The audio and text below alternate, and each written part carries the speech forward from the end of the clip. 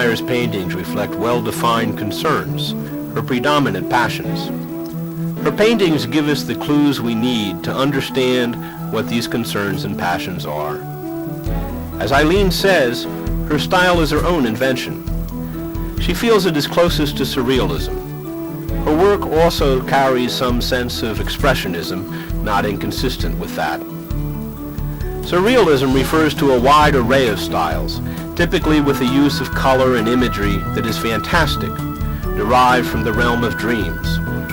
She shows us a world of phantasmagoria, that shifting realm between the imaginary and the real, between the layers of the mind that deal with reality and those below that constantly transform the shapes of our hopes and fears. And she gives her figures a sharpness of realistic detail that makes us see many as real figures in a world we don't know. Well, they've decided that it isn't really surrealism. It's closer to surrealism than it is to anything else, but it's still my own style of surrealism. Surrealism generally revolves around dreams, Freudian dream type things.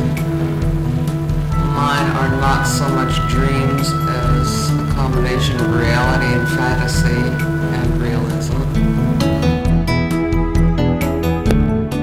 I guess they're surrealistic.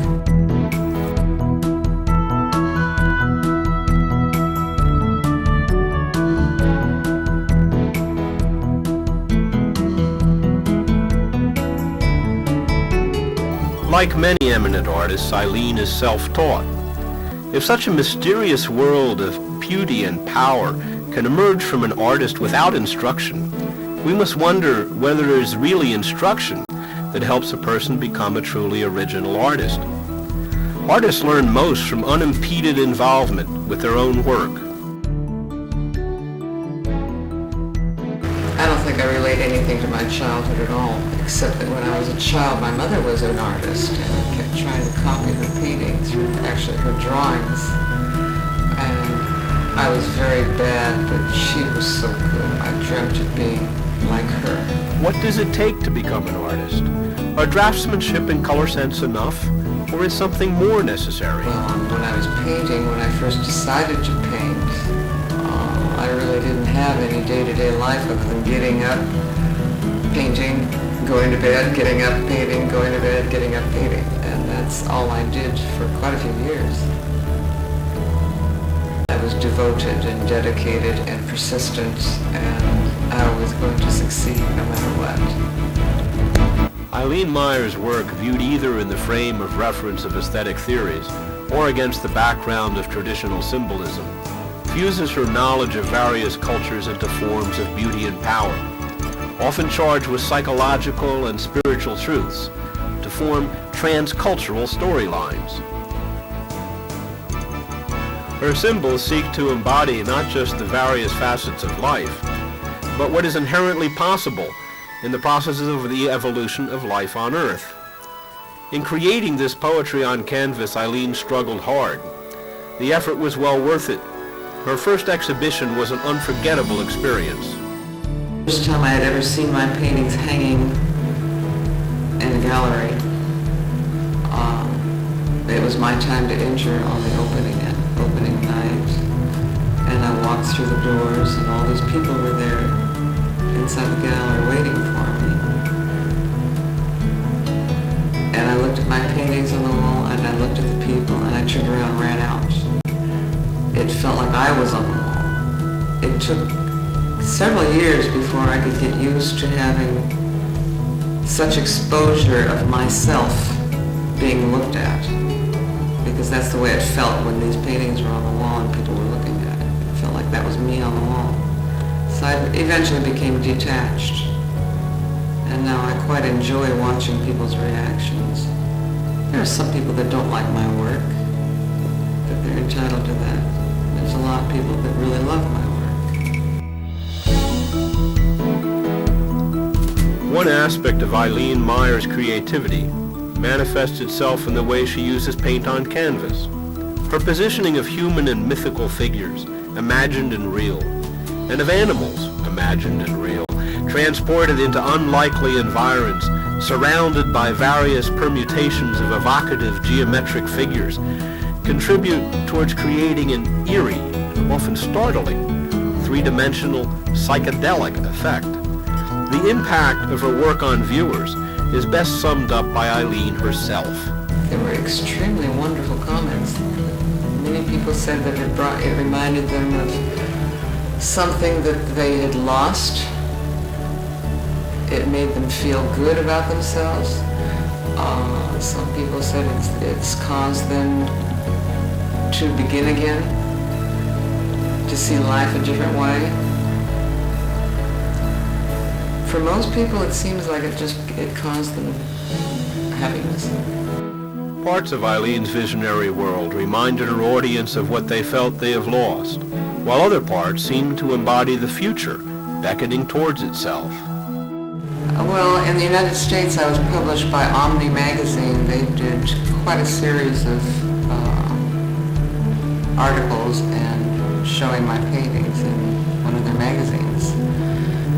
Around this time, Eileen's mind was overflowing with ideas for new paintings. In the world of artists, the stakes for survival are high, and she found her way to keep her vision alive by exhibiting frequently.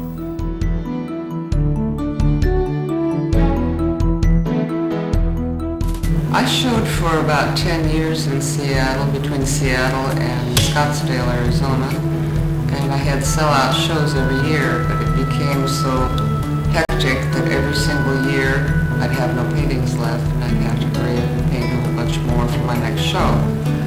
And then I ran into the Japanese and they wanted to promote me in Japan, and so I had shown exclusively in Japan since about 1991.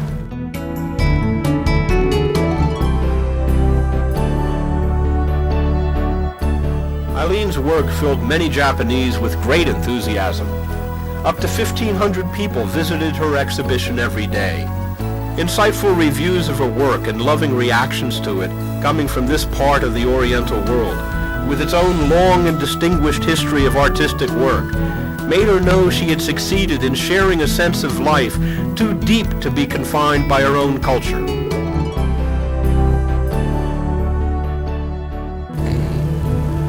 Huge show for me in Japan, done by Fuji Television, Fuji Sanko, and they did a huge event in Tokyo and Osaka and in house temples in Nagasaki.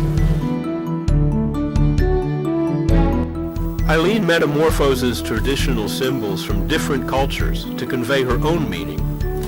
The recurring presence of the planet Earth becomes a unifying symbol for all that needs love and sustains hope. The world being put in the paintings also kind of makes you feel like it's of another world.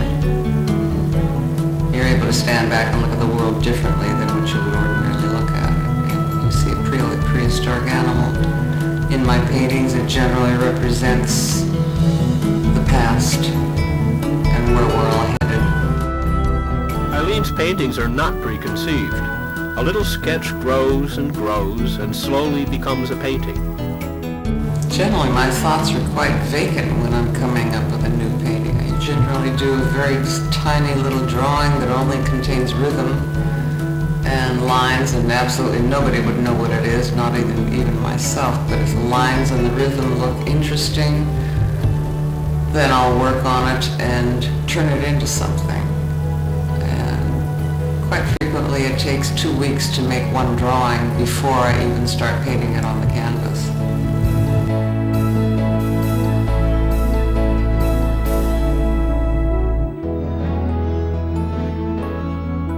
As each painting grows, new ideas take shape, while some older ones give way. The shapes and sizes of canvases vary, as does the time to conceptualize and execute each painting. Approximately, depends on the size, but the larger ones take between 1 and 2 months, and that's 8 to 10 hours a day, 7 days a week.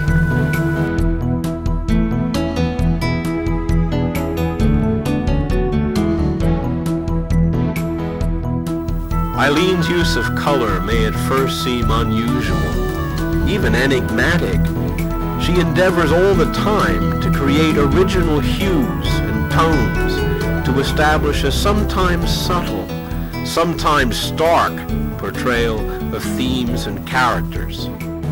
I rarely use anything straight out of the tube. I usually mix my own colors.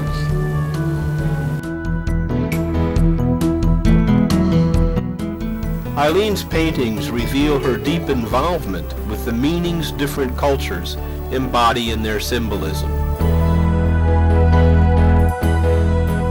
I take elements from any culture that I find interesting at the time.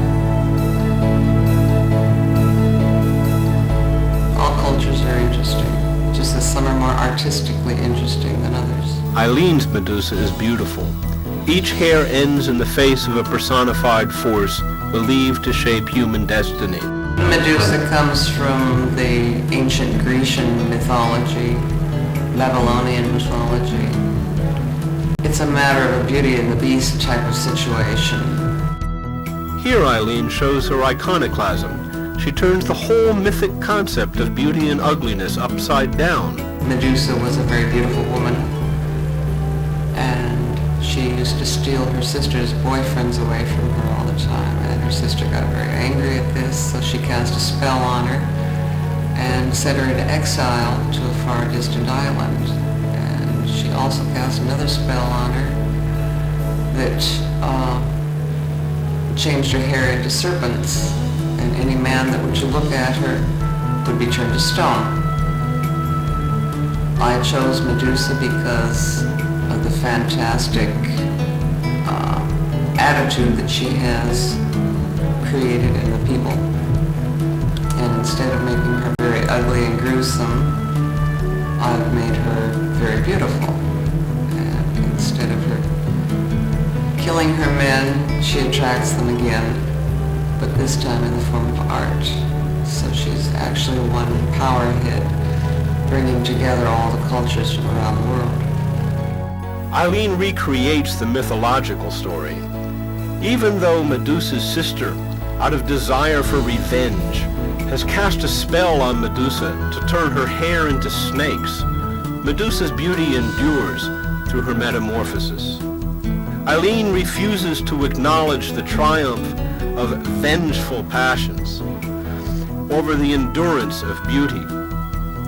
All that is beautiful has the power to turn tragic horror into grace and new meaning.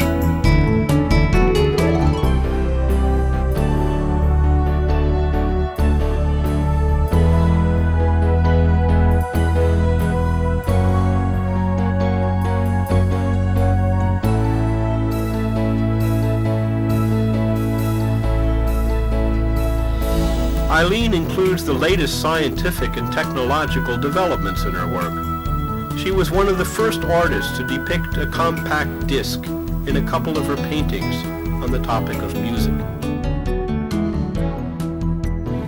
Well, I really can't explain the fact that we now have CDs when I produced them 15 years ago. There's not a lot to say about that, except that maybe I can see that far in the future, or I was just lucky. As with the CDs, Eileen's ability to encompass human inventiveness is evident from the suggestion of test tube fertilization in a couple of her paintings.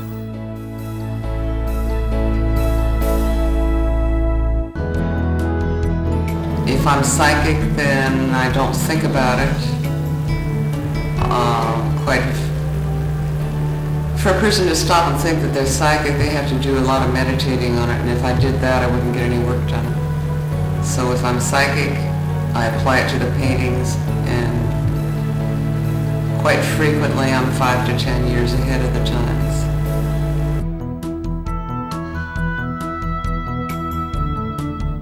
At the time that I began doing those things, I had a great dream of making an animated series. I wanted to do